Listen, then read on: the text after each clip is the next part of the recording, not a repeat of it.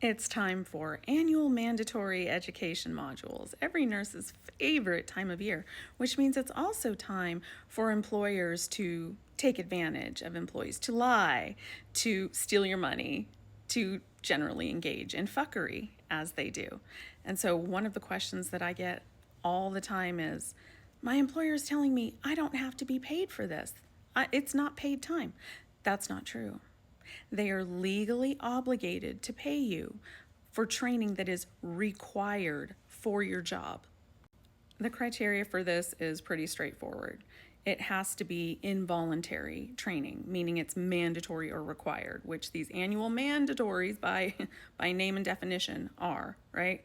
Also, you have to be a non-exempt employee, which is like 99% of nurses. If you're an hourly employee, you're not salaried, you are most likely a non-exempt employee.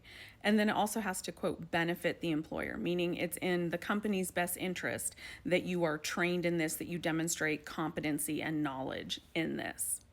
Some exceptions include that it's not job-related training, okay, or it's voluntary training. So it might be training that your job offers as a benefit and you're choosing to do it voluntarily for professional development, personal development, something like that.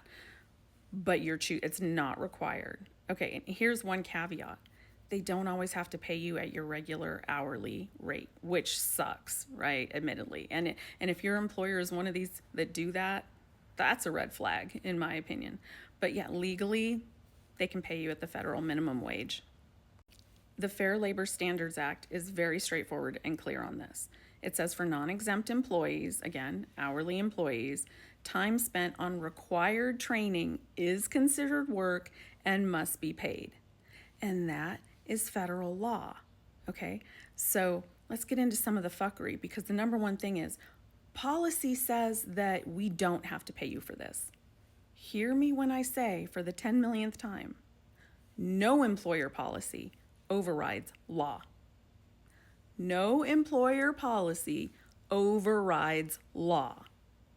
Or your manager tells you to clock out to do your training modules. Why do you think they might do that? So that there's no paper trail of you doing it. And then they can claim there's no time card, there's no evidence of that. You've got to think about their motivation for things, okay? Telling you to clock out, red flag, all right? What about the ones that say you can do it at home? That's okay. I mean, it kind of sucks, but that's okay. The thing is, you still have to be paid for it.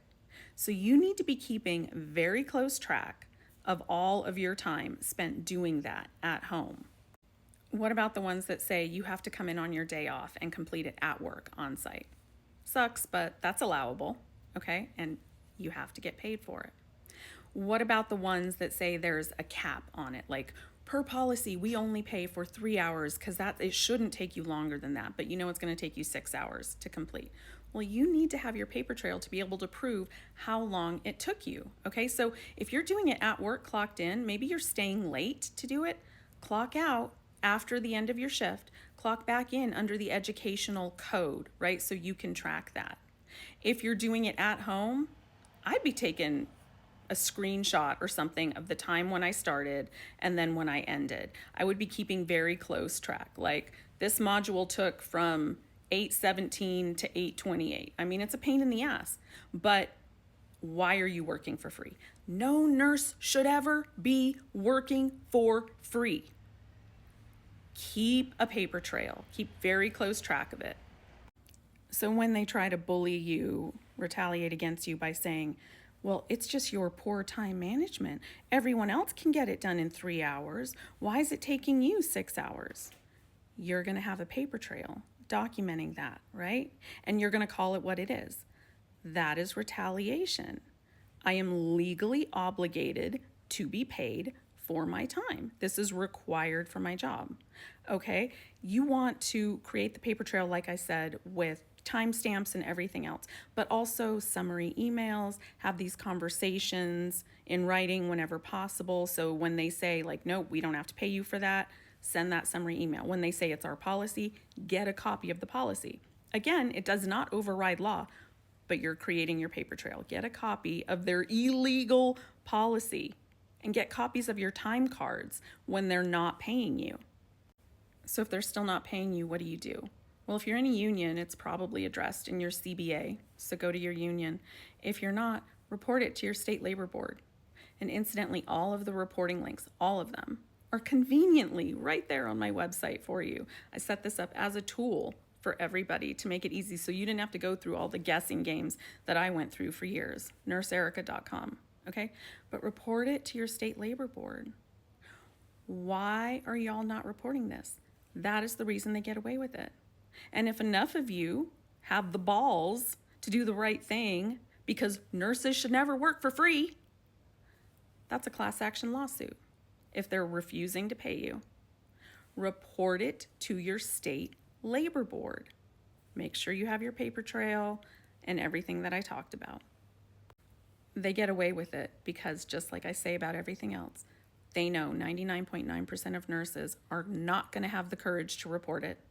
They're going to live in fear with their tail tucked between their legs in the corner complaining about, we're not getting paid for this, but they're not going to put pen to paper. They're not going to do anything to actually report it, and they know that. It's a calculated risk, right? So if 0.1% report it and they have to pay that 0.1%, they're still coming out ahead millions of dollars for not paying employees for this every year. Don't be a coward. Report it. Organize the other employees to do the same thing. Share this video with every nurse you know so that they will stop taking advantage of nurses. Because why? Nurses should never work for free.